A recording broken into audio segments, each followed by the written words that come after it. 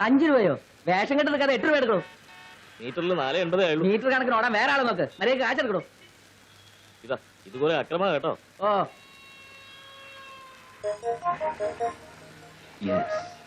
ഏയ് ഓട്ടോ എവിടേക്കാ? ബ്രോഡ്വേ. ഞാൻ അങ്ങോട്ടില്ല. പിന്നെ അങ്ങോട്ടാ? കച്ചേരി പടിക്കലേക്ക്. ആ എങ്കിലും അങ്ങോട്ട്.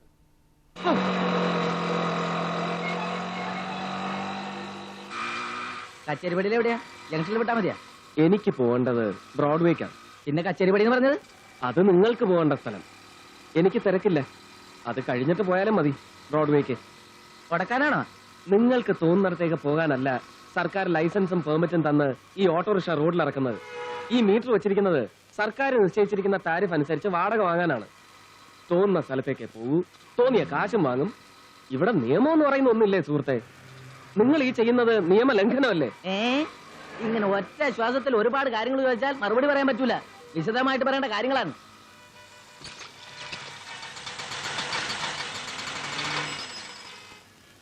വേണ്ട, ഈ സാറിന് നമ്മളെ കുറച്ച് നിയമം പഠിപ്പിക്കാനുണ്ടെന്ന്. വരണടാ.